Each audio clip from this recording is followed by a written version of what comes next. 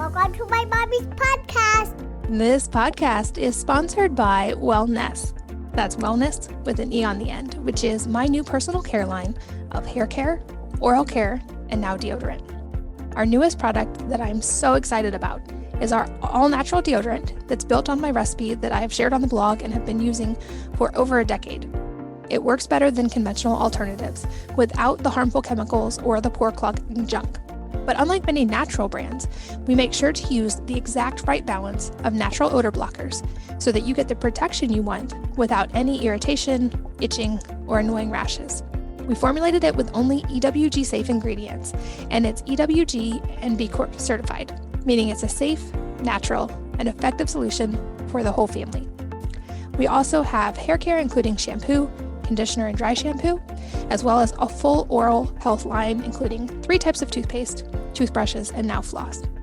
Check these and all of our amazing products out at wellness.com. That's WELLNESSE.com. This episode is sponsored by Native Path, and in particular, their grass-fed collagen, which is my go-to right now. I like using collagen because it helps replenish the body's natural collagen levels, which can decline with age, and our modern diets are often low in these important compounds found in collagen that we used to get in larger amounts from natural sources like broths. Collagen is great because it's a super convenient and easy way to get these benefits. It's flavorless, and it dissolves easily in hot or cold liquids, so it's easy to add to coffee, soup, smoothies, or really any food or drink. And every scoop of Native Path grass-fed collagen is consistently formulated with 10 grams of the highest quality grass-fed type 1 and type 3 collagen, which are the ones that make up 90% of all the collagen in our bodies, which is critical for maintaining skin, hair, nails, lean muscle metabolism, digestion, and so much more. So check out a special deal on Native Path grass-fed collagen by going to wellnessmama.com/go/native collagen. Again, that's wellnessmama.com/go/native collagen. Hello, and welcome to the Wellness Mama podcast. I'm Katie from wellnessmama.com and wellness.com. That's wellness with an E on the end, which is my personal care line. And I am here today with a longtime personal friend who is also the founder of one of my most used apps on my phone, which is called Real Plans, which saves me so much time in meal planning. I've talked before about the 80-20 rule, and Real Plans is my 80-20 of meal planning. It saves time and money because I don't waste food. My kids, even my 6-year-old, can plan meals. And Antony is one of the co-founders and the software guy behind all of the amazing functionality. We delve into a lot of that today, and we also get a rare glimpse into something that's also very important to him in his life, which is Tai Chi. And he starts off talking about this and his journey with Tai Chi and how this actually led into work like what he now does with Real Plans because of the importance of these values that he centers his life around. We talk about why Tai Chi is a moving meditation, how it helps us let go and be present, how these types of movements actually can help with body alignment and so much more, and how this also led into his journey with nutrition and food and why this is such an important part of his life as well. Antony's always a lot of fun to talk to. Like I said, he's been a long-term friend for me, and I'm so glad that you guys get to listen in to this conversation with a personal friend and co-founder of something that has made my life much easier. So without further ado, let's join Antony Bartlett. Antony, welcome. I'm so excited you're here. Thank you for having me on your podcast, Katie, again. Well, I'm excited to chat with you again, and I feel like while I become friends with many of my podcast guests after having them on the show, there aren't very many that I get to say I've been long-term friends with long before there was any business or podcast reason to connect about anything. And I know we get to see each other in person relatively often and hopefully more often very soon. And I've had even your kids at my house recently for their lifeguard training this summer. So I'm excited to get to have a personal public conversation with you about things that are very, very important to both of us. And so, how are you today? Welcome. I am doing great. Thank you very much. Our lives are rather entwined, are they not? Kids at your house. I'm hot right now. I'm up in Oregon. We're moving down near to you in Florida in a few weeks. And we're just presiding over a big old heat wave again. With, most of the country is just stupidly hot right now. And we're just, staying cool and eating watermelon. Did you know that dogs like watermelon rind? I didn't know that. Good to know. I had no idea. Our dog-loving neighbors said, "Oh yeah, don't waste that rind. Just give it to the dogs," and they love it. They treat it like a bone. And it cools them down in the heat as well, which is pretty cool. That's great to know. Super useful tip. And when I say we're personal friends, we met years ago, actually, at a Weston A. Price conference. And I feel like you're one of my friends that when you meet someone and you just know there's an immediate friendship that's kind of already there and you just finally met each other. That was kind of the feeling with you. And I know we got to have some kind of deep personal conversations that very first time that we met. And one of the things that I found out about you as soon as I met you was about your love for Tai Chi. And that's now something that you've introduced me to and I've gotten to start integrating into my life. So I think that'd be a great jumping in point and we can start broad there. So maybe introduce our listeners to the concept of Tai Chi and how you got into it. Yeah, I'd love to. I think I might share the story, if I remember correctly, that I shared with you when we first met, sitting. We were just randomly put together to sit down, right, in the Weston Price thing, and we got talking. It was a good conversation. Tai Chi is something that I came across when I wasn't in a good place. It was in my late 20s, early 30s. I had every privilege, everything coming to me. Never had to deal with much stuff in my life at all, which I'm extremely grateful for. But then my parents got divorced, and it just affected me really badly because I had no resilience, because I'd never had to deal with anything really bad in my childhood. There was a bit of bullying here and there and what have you, but that's just normal stuff. But it really hit me hard.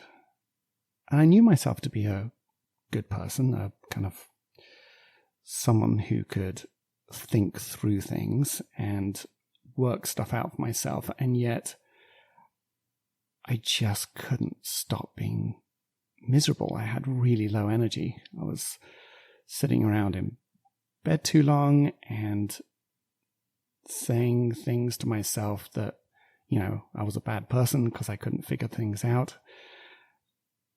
And it was a challenge. And so I tried all kinds of things. Did some exercise, did this, did that, went for some therapy, did all these different things, and nothing quite hit the mark. And then I went to a Tai Chi lesson. And I was, 20 minutes into it with a bunch of adults standing in a room, and we're all moving our arms around like this. And we reach back to reach this ball of chi. And I'm like, what's chi? This is silly. And I bring it round to the front, and I have tears in my eyes. Now, I'm in a room full of strangers with 20 adults, and I don't want to be crying, but it really got to me, the fact that this weird movement was affecting me so much.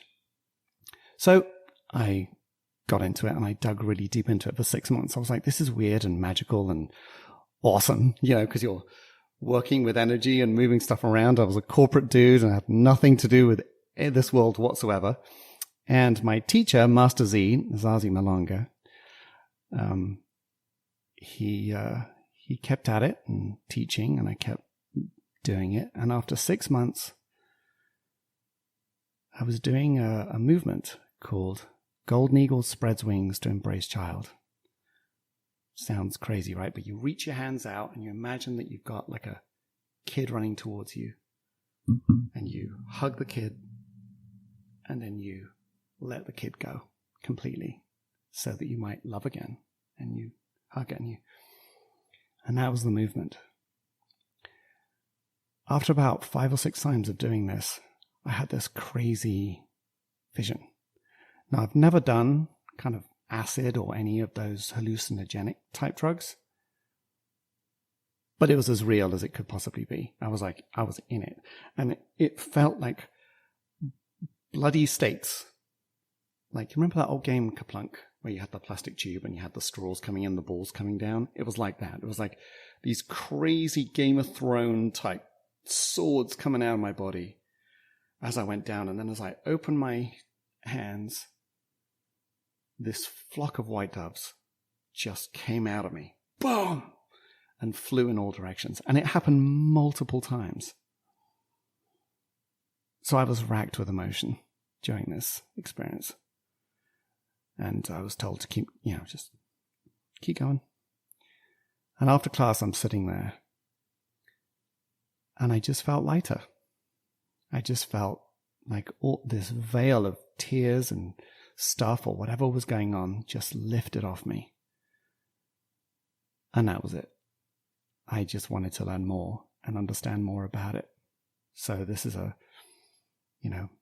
very old martial art called Tai Chi Chuan, which means the grand ultimate fist, or the grand ultimate means kind of the universe.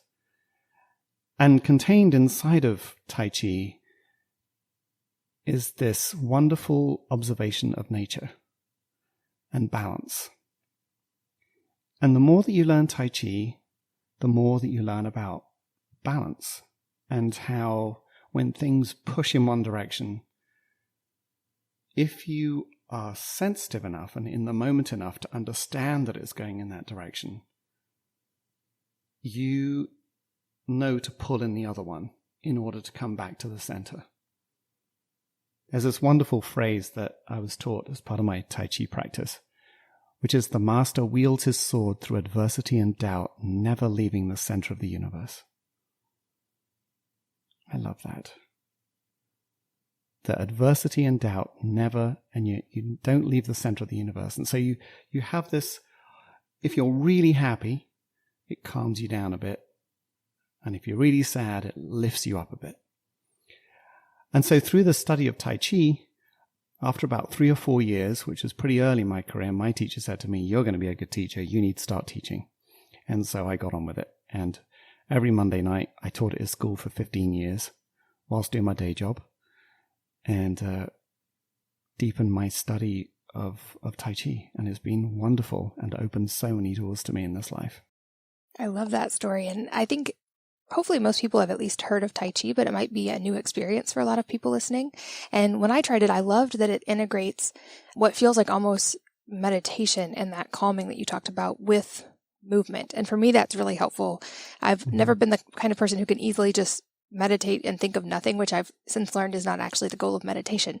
But I feel like Tai Chi is wonderful because you have the movement, and like you said, the movement of energy. And it does seem to kind of trigger those inner emotions and reach parts of us through that combination of kind of, I guess I call it movement and contemplation, but is that what's sort of happening during Tai Chi? Yeah, it's a moving meditation. And each of the moves they have 3 aspects to them. So one, there's a poetry to it. So there's this one movement. See if I can show you here. What I'm doing, for those of you who are listening and driving in your car, I've got a ball between my 2 hands almost, and an imaginary beach ball. And I let go of this hand like this, and I hold on to this, and I let it go like that. It's called grasping sparrow's tail. And so there are 3 aspects to learning each move in Tai Chi. First is the philosophical. Secondly is the medicinal. And the third is the martial. So, there's a punch coming towards you. You kind of hit him in the neck. That's the martial. The medicinal, it's rooted in Chinese medicine and acupuncture. And so you have 6 meridians running through your arms, and you're opening up your arms. You're giving yourself an acupuncture treatment, which is basically just the balance of the body. So Chinese medicine is saying you have too much of one thing and not enough of another. So a lot of us have too much energy in our shoulders because we're all wandering around and it's kind of super stressful. And then we have not enough energy in our bellies, and that's why we wander around with pot bellies, because, we don't have enough in the middle of our body connecting the top and the bottom. But the first one is the poetry. I dig on the poetry. I love it. Grasping sparrow's tail is explaining this bird that you've got in your hand. And as you let it go, you are pluming its tail feathers as you let it go. And so you're letting go of something and loving it at the same time. And that to me is so profound. It's this, you can't just let go of something. It's difficult to give up smoking. like back in the day, I found it really hard. And it's the acknowledgement that you love smoking, but you've still got to let it go that gives it balance. Or through grief, the acknowledgement that you love something. And so just in that one move, you have this entire universe that opens up for you and has led to me being able to teach and help people like you and all kinds of other people with balance and understanding balance in a way that people haven't understood before. Yeah, I think that concept of letting go, it's been an important part of my journey the last few years as well. And that idea, you read in lots of different forms and from lots of different people, but that kind of what we resist. And I feel like Tai Chi is a great, very tangible way to feel and process that act of letting go.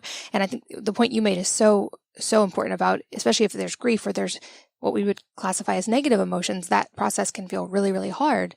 And yet it's also, there's so much freedom and beauty on the other side, and also in the process and in the grief and in all of those layers. And for many people, especially for me, I know firsthand, Tai Chi was such a cool, tangible way to get to, I feel like, process some of those emotions. And many of the people listening, since I shared my trauma journey in the past, and I talked about the somatic aspect of processing, how for a long time I ignored my body and thought I could just mentally process in therapy. And it wasn't until I got back in touch with my body that I actually was able to move through that and to let go. And so I love that Tai Chi is a tangible way that I'm sure many people turn to for things like that, to be able to learn to kind of reintegrate and move that energy and let go even through our bodies. Yeah. And things that the access to that sometimes is not what people think. You know, there's so many lessons to learn from Tai Chi, like do one thing at a time. Stay in this moment so that you can make any adjustments. I mean, I think the biggest gift that I've had from Tai Chi is just being in my own skin. I've spent so much of my life wanting to be what I think other people want me to be, seeking approval, wanting to rake over the past and think about, wow, I could have done that better, and if only I hadn't done that, or thinking about the future and what's gonna happen if I, and there's no room left for sitting down and being here and being present. And so that has helped me be a better person all round in all of the different aspects in life. And I'm super grateful for that. Yeah, having experienced it with you, I can absolutely see how Tai Chi would be so helpful in that. And I've used the quote myself before in learning this process, that when I had to learn that process of being back in my own body and that self-acceptance and self-love, I read the quote, I said to my body, I want to be your friend. And it took a deep breath and responded, I've been waiting my whole life for this. And I think that like practices like Tai Chi help us to take that first step into, like you said, acceptance and knowing who we are. And perhaps that question of who am I is maybe the most difficult to answer in our lifetime. Yeah.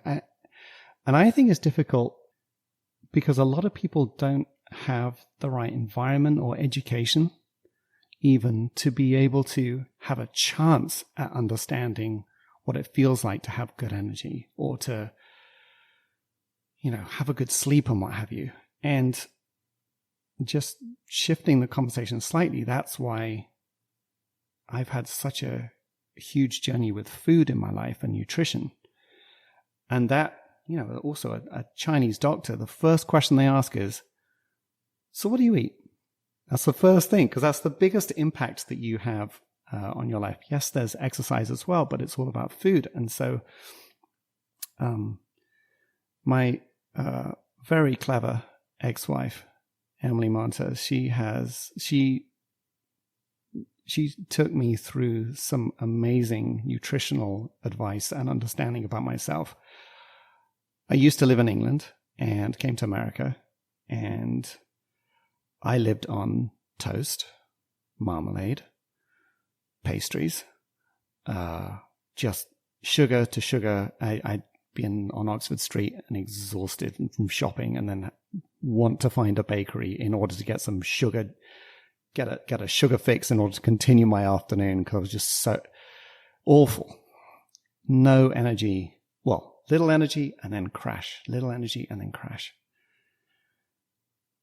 And I didn't understand what that could transform into. And so we started getting into the Western price stuff, where you and I met. And he was, there's loads of information on your website about Western price. I don't have to go into that, but he was the doctor who figured out that there are certain rules that people could follow with their diet that would bring them much better health. And because he was a dentist, he found that dental decay was happening from people who were following a standard American diet. So anyway, the Western price thing was amazing. And I started feeling so much better eating this kind of food and started fermenting food and started, basically just eating food that didn't have a label on it. So anything that you could actually name as opposed to, E4, hydrochloroxide, whatever it was, stuff that was really basic to understand, like a carrot or an apple or what have you. And since then, the conversation with me and how I've managed myself, my body, it hasn't been easy. It hasn't meant that I haven't stopped eating, Ritter Sport butter biscuits or Tony's chocolatey chocolate. You know that one? That's, I'm not a sponsor, but that's the best chocolate in the store right now. And I wanted to figure out how we could do more, we could do better. And we started this meal planning business, which fell right into the middle of what my personal journey and what I wanted to do was to help people have sovereignty over themselves and their food and to help them cook. Because you don't know what goes on in a restaurant and what food they're giving you. And also, if you don't know how to cook, you aren't able to really take control of what happens. And yet cooking's can be quite a pain. There's the fetching of the food, there's the washing up, there's the this, there's the that. But you can do it quite efficiently. And so that's why my day job is the company Real Plans that you have all your recipes in. And that ties in beautifully with the Tai Chi, because what it's also doing is trying to give people sovereignty over themselves and a feeling of control. Like, I think when you eat really good food, when you really eat a delicious meal, your body almost vibrates. You know what I mean? It goes, thank you. And then you don't feel hugely tired. You kind of get up and you go, all right, what's next? I am now fueled. Food is fuel. And, but I didn't do that. I used to sit in front of my screen, eat sandwiches, and it always made me tired. And then I used to eat M&Ms to make me feel less tired. Yeah, I think the food was obviously a big part of my journey, as well as a lot of people listening may already know. But like you said, we met at the Weston A. Price conference. And in hindsight, it's silly to look back and think that, like you, in high school, college, when I was younger, I didn't ever connect the dots that food mattered anything beyond calories and taste. And I also went through those sugar crashes, especially in college. And I joke that in hindsight, I figured out the perfect recipe for autoimmune disease, which is just be really, really stressed out, eat crappy food, and don't sleep enough. And if you get all three of those right, you have a really good shot at autoimmune disease. But unlearning that and learning how to eat really nourishing food was a big part of my healing journey as well. And to your point, the barrier there is that often real food does take a little bit more effort, or at least a little bit more thought or planning. It's not as fast as going through a drive-through. But also, like you said so well, the rewards are so amazing. And especially when you're doing it as a mom in a family setting, when you're cooking and preparing food with your kids, like we know all this amazing data about passing those skills on to our kids, having dinners with our children, having that time together, and it being such a good predictor of so many things far beyond just food and health, but even mental health and long-term relationship with our kids, not to mention giving them the skill of being able to prepare their own food that they're going to do one day, hopefully, as adults in their own life. And I'm glad you brought up Real Plans, because pre-Real Plans, I was doing my meal planning kind of in a PDF system every week and spending a lot of time making shopping lists and doing all the organization, which certainly works, and it does save a ton of time when you kind of batch meal plan like that, but I was doing it, what I now realize, having Real Plans on my phone, the slow way. And when you guys came up with Real Plans, I was so excited to put my recipes in because I would say it's one of the biggest time savers in my life. Like, I use a couple of those shopping apps, and I love that they keep a tally of you saved 273 hours by not shopping. But I feel like Real Plans even would go beyond that because it's helping you with 80% of that mental work of meal planning. So for anyone who's not familiar, kind of walk us through Real Plans, because if you haven't used it before, it is a game changer. But I know there's so many features beyond even what I can explain. So tell us why it's so amazing and time saving. Well, we spent years on this software trying to just make it super efficient. And it basically is that you can put in whatever diet you like. And by diet, I mean, what food do you eat in your house? So it could be stuff that you can't eat, but also stuff you won't eat. So like a lot of America now, you're gluten-free because of the silly wheat that we grow now with Monsanto and all that. But, you're gluten-free, but you also don't dig on asparagus and salmon. So you can say, I'm a gluten-free, salmonless, asparagusless person. And then we'll either put some recipes on a calendar for you if you want more prescriptive meal plan, or you can just go from a selection of recipes and put it into a kind of a simple meal planner. And that creates a shopping list. It's really straightforward. And then you go into your kitchen and you shop your kitchen. Do I have paprika? Yes. Do I have salt? Yes. And you can turn certain ingredients off, like, every week, start asking you for salt. So you can say, I always have salt. So you don't have to have that on your shopping list. And then you go to the shops with your cell phone. And as you go around the shop, you check it off. And you then have a basket full of food that you're actually going to eat and are actually going to go into meals. And then you come back home, pull up the app. And if you don't know the recipe, you get a nice reminder of how to cook it. And that's it. So we're not a food delivery service. I personally think that, and I've tried various food delivery services, there's a lot of packaging. You're getting a very precise amount of food.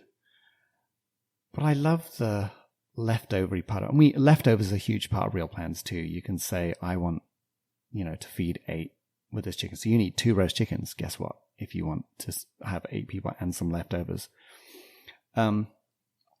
So it allows you to do this simple process of cooking, but cooking expands out to figuring out and designing what you're going to eat.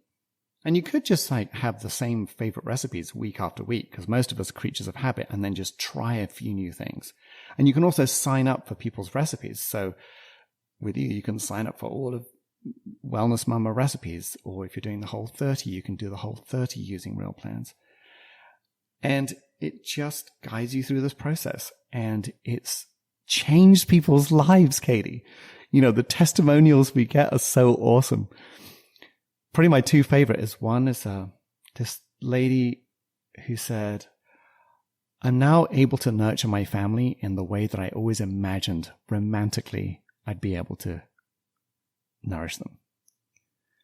So she just couldn't, just was finding not buying the right foods or whatever. And Real Plans only has, this kind of nutritious, good food for you to eat. And the other one was this older lady quite early on in our evolution. And she said, I was in a bit of a cooking rut. And I would just cook for myself. But now the food out of Real Plans is so good that now I invite all my friends round, and now they all have my cooking too. I love that. I know for me personally, it's such a time and I would say money saver, because it's reduced food waste because everything is so planned and I have exactly what I need in the house. And also to your point, it lets you add in extras and leftovers, which we both have teenagers, and I am constantly amazed by how much teenagers can eat. So I often find myself just increasing quantity on certain things because I know they're going to eat double. Mm-hmm. Yeah, we manage all of those different things. And I love that it helps people on multiple levels,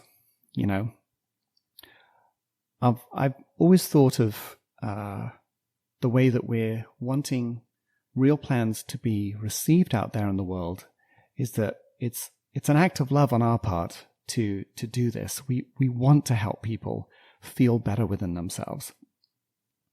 And I came up with this phrase years ago, which is just food is love. Like there's the logo, which is like a little bowl on my hat right now for the drivers right now. I'm wearing a hat with food is love on there, and a bowl with some hearts coming out, which is our logo.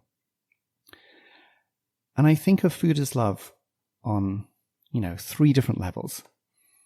The first level is sovereignty and love for yourself. What standard do you set for yourself on the energy you want for the day? Which is what food really is. It's energy.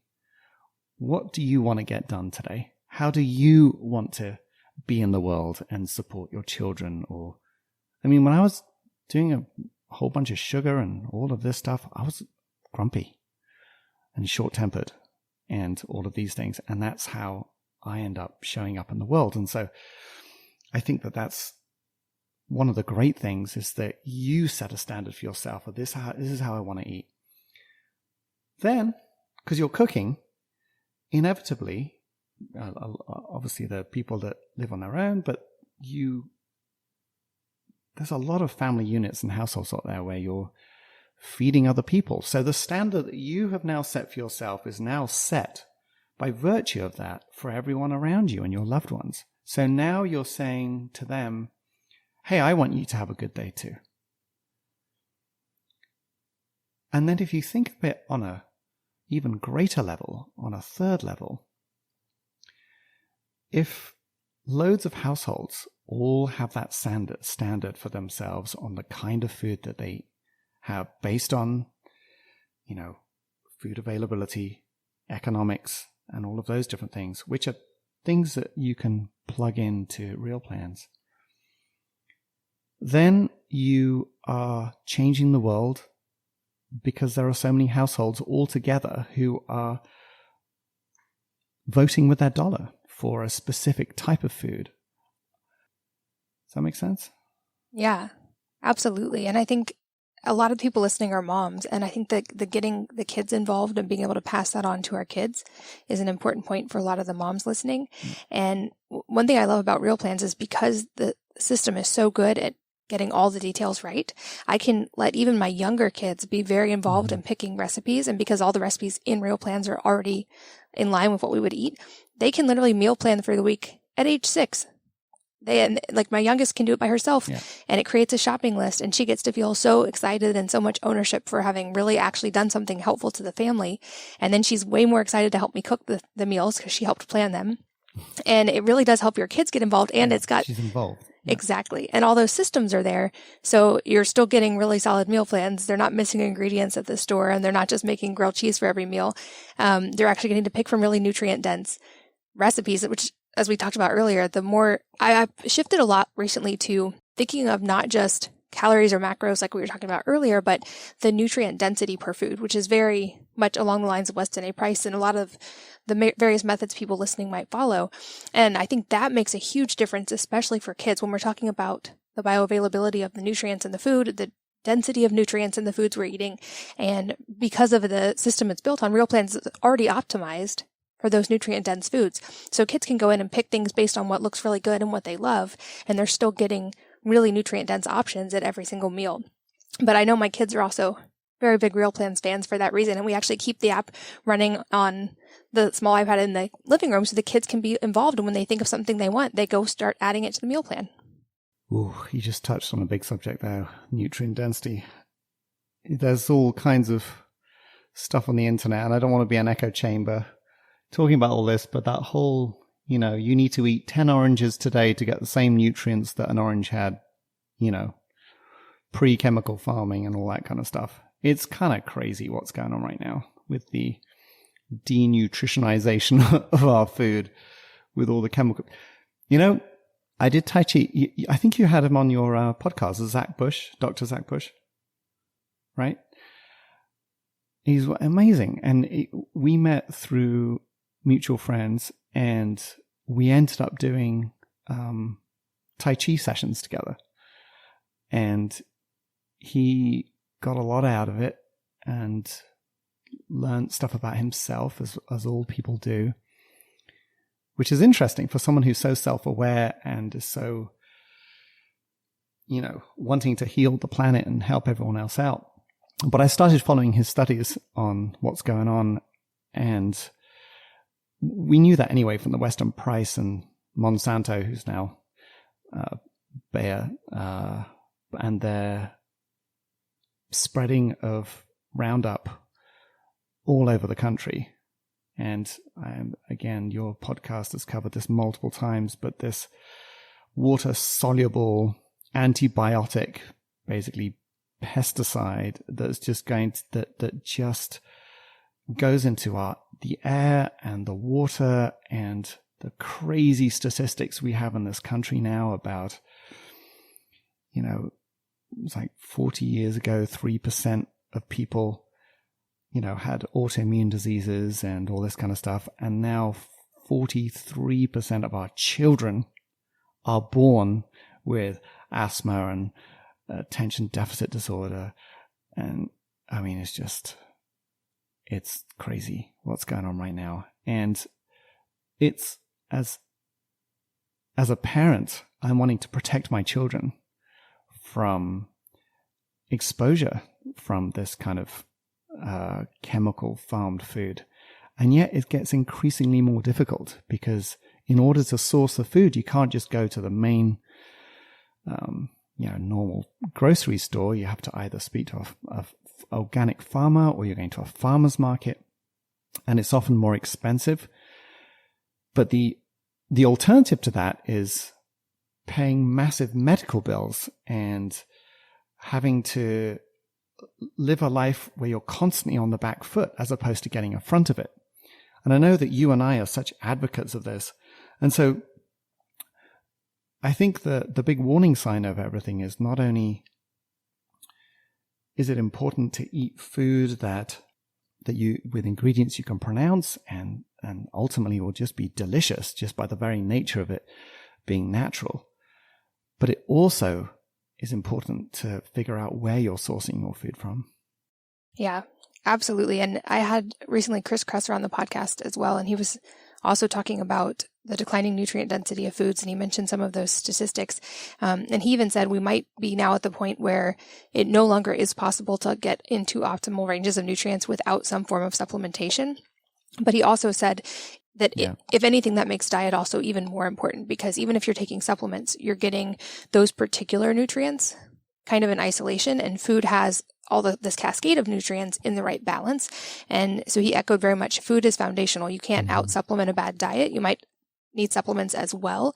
But he said, food has become even more important than it has ever been. And I think that's another reason in favor of eating at home, because like you said, in restaurants, you don't know necessarily often or always the sourcing of that food, what it's come in contact with, certainly not its nutrient density. So anytime we're able to grow our own food or obtain it locally, or at least buy organically, and know what we're actually eating, cooking at home is absolutely the best way to do that. Yeah, taking control of your food is so important.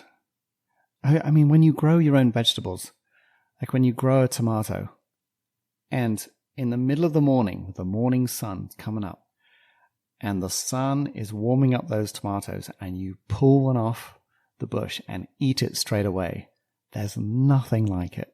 There's nothing like it. It's so amazing. I mean, I wonder how we could encourage people to grow more of their own food again. If they've had some land or just a garden where, I keep seeing on YouTube all of these rebel gardeners changing the front lawns on people's houses into amazing food forests and gardens and stuff, and growing all of that food. I think there's a guy, I'm trying to remember his name, the one who's in Florida doing it as well. But there's such an abundance. Nature wants to come out and feed us. The world wants to give us food. And yet we spend all this time spraying it with literal poisons for financial gain for just a small number of people. And I think I find this topic very overwhelming. I don't know about you. I have this setting on my iPhone where I turn off all the news channels. I'm like able to turn off all news because I'll find myself cycling through BBC, CNN, Fox, Guardian, kind of trying to get a balanced view of what's going on in the world. And you just end up going, oh my gosh, climate change. Oh my gosh, autism on the rise. Oh my gosh, Ukraine. Oh my God. And it just goes on and on and on. And it's so overwhelming. And I keep finding ways for myself to deal with it. And one of them is, for me, is the Tai Chi is the practice or some form of meditation. But it's just slowing down and just going, all right, I'm here. All 7 octillion atoms that make me up. That's 7 and 27 zeros. Isn't that crazy? Right here. And I'm breathing right now. This is kind of cool. And I'm on a planet that's turning at 1,000 miles an hour. And that's like, 95 million miles away from a nuclear reactor that we are just at the right distance from that. And then that is twisting around with the Milky Way every 250 million years, like twisting around. And all of us is heading towards Andromeda right now. And when you put it in that context, I go, okay, I'm good. I'm existing right now on this tiny guitar pick of atmosphere. And I've got food in my belly and I've got a roof over my head.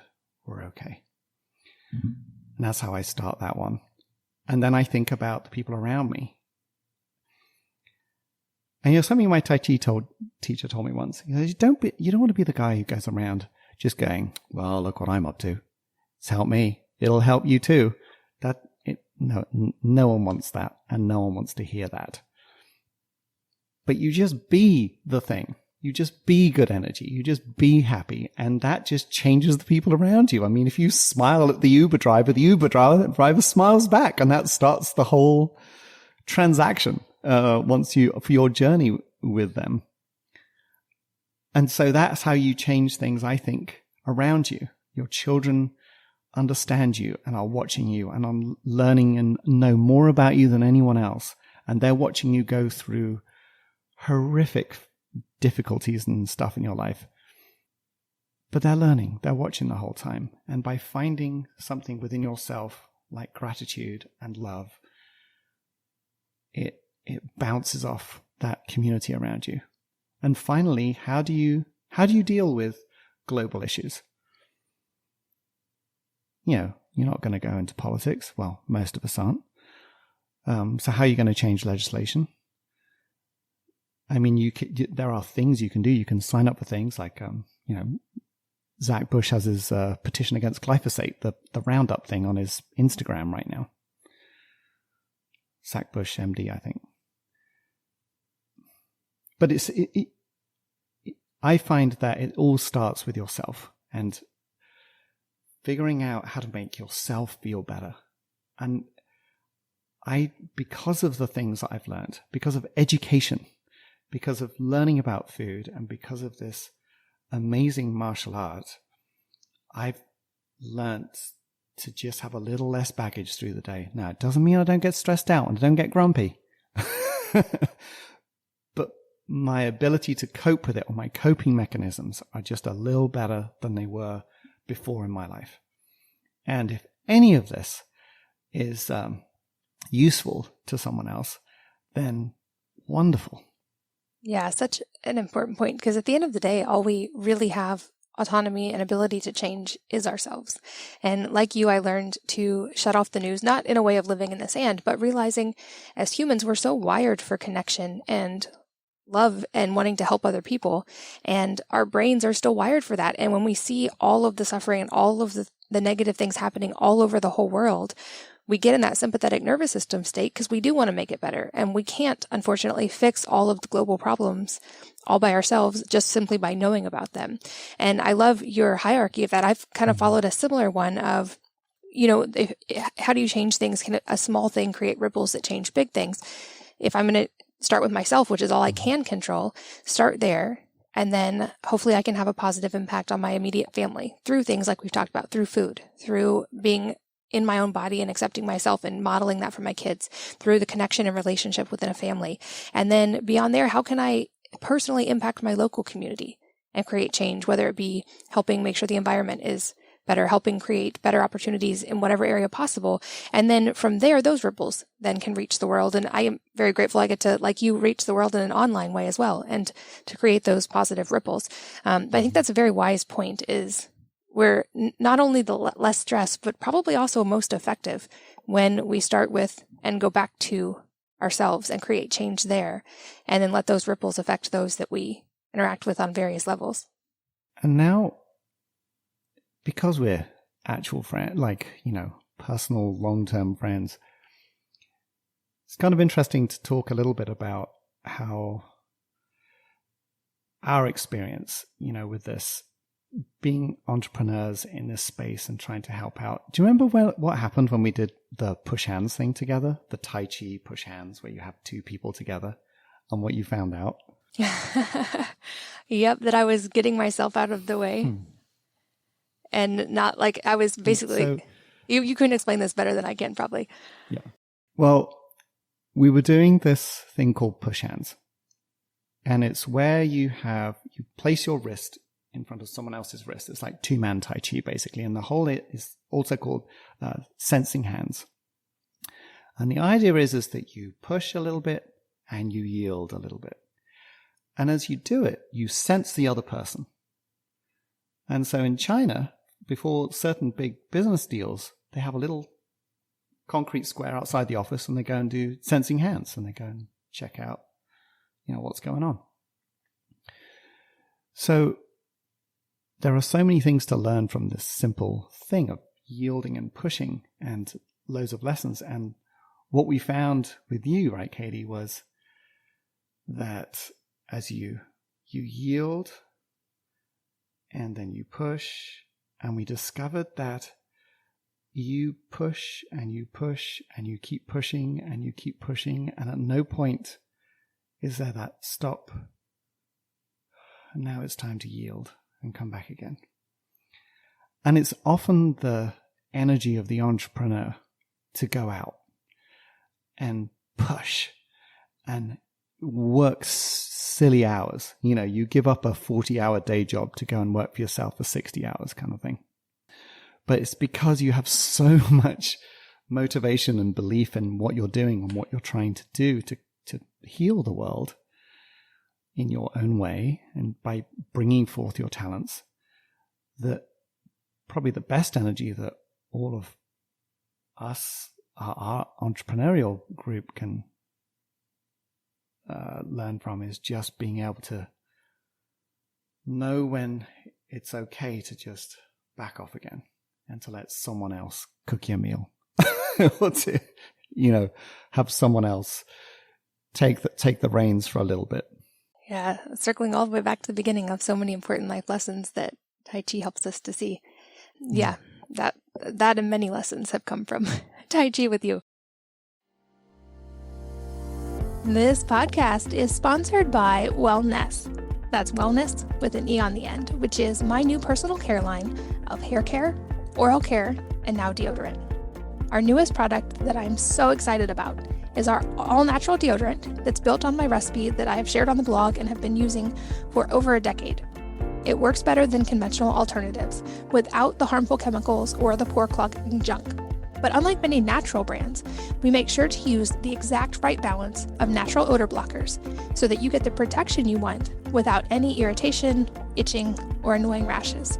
We formulated it with only EWG safe ingredients, and it's EWG and B Corp certified, meaning it's a safe, natural, and effective solution for the whole family.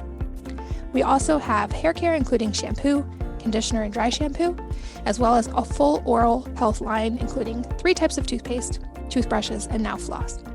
Check these and all of our amazing products out at wellness.com.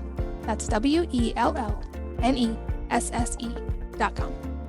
This episode is sponsored by Native Path, and in particular their grass-fed collagen, which is my go-to right now.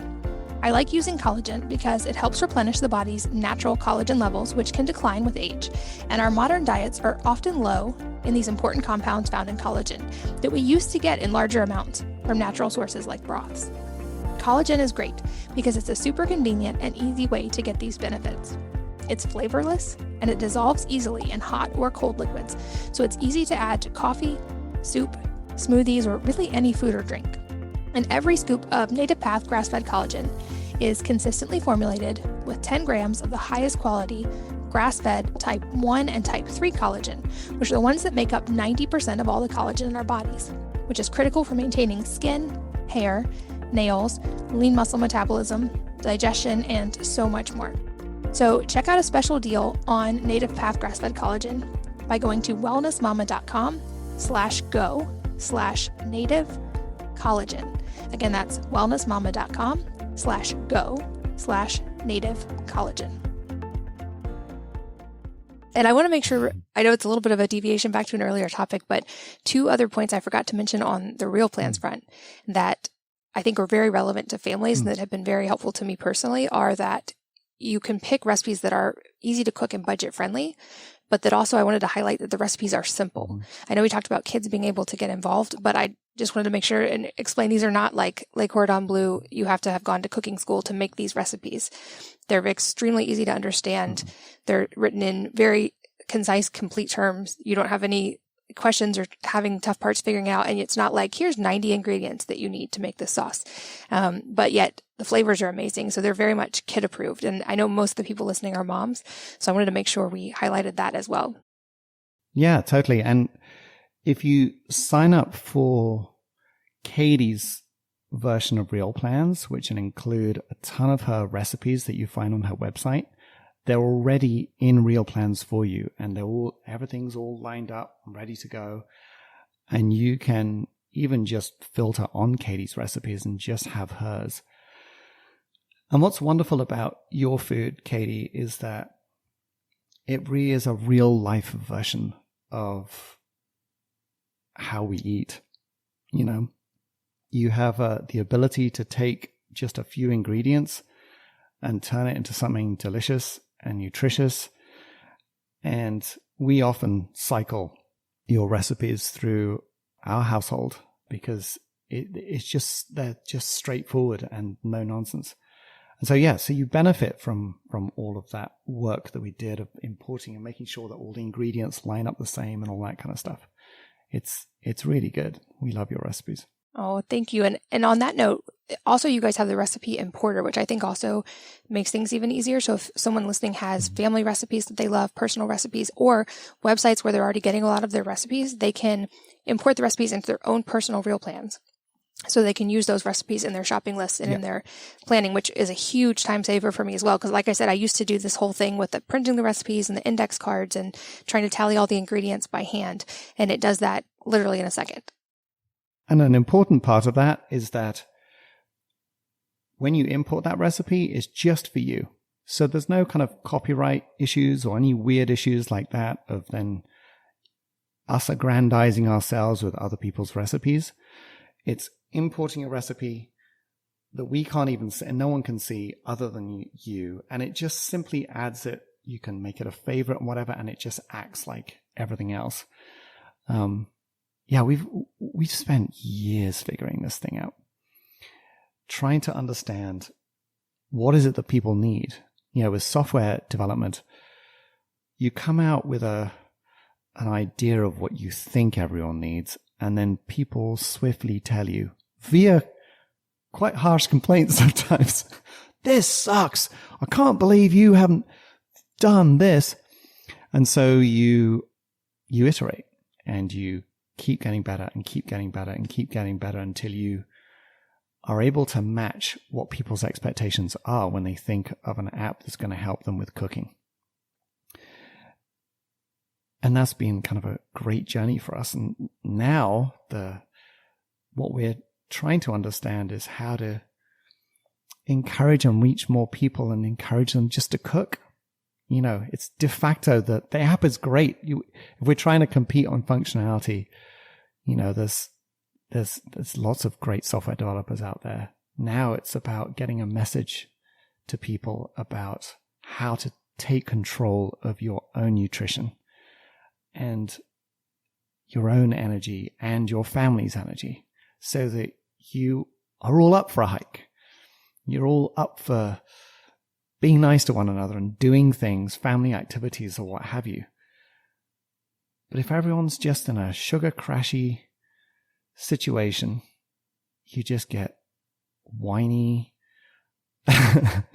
wired family members, and it doesn't end well. I know that. Yeah, I've said before that for moms especially, a lot of the stress and the overwhelm comes not actually from the getting things done, but the mental energy of keeping track of all the things that need to get done at all times and all the variables that moms manage in their heads. And so I love that Real Plans is like having a recipe box, like a physical recipe box, because it's all there in the app, but it's also like having a full-time assistant who is helping organize and plan and tell you what to shop for and remind you what's there. So it takes the mental bandwidth away from that. So you can actually just enjoy the food part. And I think it also solves the mom problem. I know a lot of moms who know that sugar is not great for their kids and who know that our kids need to eat nutrient-dense foods. And we get stuck in the shoulds, and then we feel the mom guilt of all the things we should be doing. And this makes that process easier because they're delicious, which is, I feel like, absolute barrier of entry for kids. It's got to taste good, but the moms know it's also got the nutrient density behind it. And so it checks off some of those mental bandwidth issues. And to your point, then you have the bandwidth for the things, whether it be Tai Chi, hopefully for some of you, or going on a hike as a family, or just spending time with the family after eating instead of spending all that time running to the store or defrosting something late because you forgot you were going to need it or whatever it may be. It solves that mental bandwidth problem. Yeah. You remember when you were telling us a few weeks ago about you should be eating more seafood, and some like shrimp and scallops and things like that. So I've always been slightly afraid of cooking a scallop, but there was a recipe in there from Real Plans recipe about scallops. And we were at Whole Foods and we were at the fish section, the fishmonger, and scallops were on sale. And I was like, all right, here's our chance. And so at the fish counter, I pull out Real Plans. I'm like, all right, put scallops into the search and there's some recipes, that one. And then it adds it directly to the shopping list. I'm seeing, I didn't even know how much to buy, Anyway, it was delicious. And we had it with Paleo Mom beetroots. And she had it in this tin foil where you crimp the edges, and you make it like a Dutch oven. And so it's boiling in itself in the oven. It was delicious. And we had it with, and then we had an arugula salad with like a citrusy vinaigrette. It was so delicious. And we felt so good afterwards. But it only came about because I was inspired in the store even to go. And so now you're not going to carry around 50 recipe books because, you're going to check that what's going to go with that. It was some garlic and stuff like that I needed to have with the scallops, but you can't do that. And so to make those kind of last minute decisions is really cool. Well, actually, I love that you brought up arugula because largely thanks to Real Plans, my oldest has developed a very strong love of arugula and is eating a whole lot of it these days, which I love because it lets you try a lot of new foods. If you don't automatically exclude certain foods, it gives you ideas that you would not have thought of that incorporate ingredients you might not otherwise buy, which goes back to that whole more nutrient density, more diversity in your diet, and they're delicious. So I would say as a mom myself, like I said, this is one of my biggest time savers and it's a money saver for me because we're not wasting food and we're planning more efficiently. So if you're mom and you're listening, I would definitely challenge you to try it for a month and see how much time you save because it's one of my top 10 things that saves me time, hands down, that I don't ever want to not have in my life. But any other features related to Real Plans that we need to talk about? I know you mentioned that I'll make sure the link in the show notes at wellnessmama.fm is the special link that does have my recipes. So if you guys are listening and want my recipes as well, that'll be the link in the show notes. Yeah, there is another thing as well that we realized is that there are ingredients that you don't necessarily want to include in a recipe, but you just buy every week. It's really straightforward. You kind of go, well, every week I buy goat's cheese, for example, because I like to make sure that I can just sprinkle a little goat's cheese in whatever salad is coming up during that week. or I need to, make sure that we've got enough stuff for the bathrooms, and so you just have it on there on your shopping list as a scheduled item. And it means that even though you're pulling together your recipes, you've still got a set of other ingredients or products that you want to buy as part of your shop. So you don't need to faff about with another piece of paper that's like, oh, I need the toilet paper, I need the this and the that. You just stick it all into real plans, and it's just all there in one shopping list. Yeah, that's so convenient. I'm glad you remembered that part, because I do that with right now trying to eat more protein. I'll do things like cottage cheese and certain just extra proteins that I'll add to other meals. And those will always just be in my real plan. So I do feel like you guys really have thought of everything. And there's more I'm sure we haven't even covered. But like I said, the link's in there. Definitely encourage you guys to check it out. It's totally a game changer for me. And as it always does with you, time flies and conversations are so much fun. But I wanted to make sure we got to a couple last questions. An hour already? We are, yes. But a couple last questions I love to ask. The first being if there's a book or number of books that have had a profound impact on your life. And if so, what they are and why. Ooh, okay. Probably the book that's affected me the most is a book called The Tao Te Ching by Lao Tzu, who's the father of Taoism. Taoism was a scary word when I first heard it. I thought it sounded very exotic and everything else, but it's what Tai Chi is rooted in, the idea of balance. And I've gone back to that text so many times in my life as a way of understanding things better. So there's kind of like a philosophical kind of thing. I also love The Prophet as well. It's just Khalil Gibran, of course. My grandmother used to put little quotes in our birthday cards and stuff from Khalil Gibran, and that specifically The Prophet. And I love that book. That's such an amazing read, and especially for all the mums out there. There's that, and you can look it up online too. There's a chapter on parenting and on children, and it talks about how children come through you, and that you can only hope to be like them, and you can house their bodies, but you cannot house their souls, and that you're just the archer that's pointing the arrow in a place that you will can't even imagine or dream about. And I've sought a lot of knowledge and comfort from the Prophet too. So yeah, so like the philosophical books are the ones that have really had the most profound effect on me, I guess.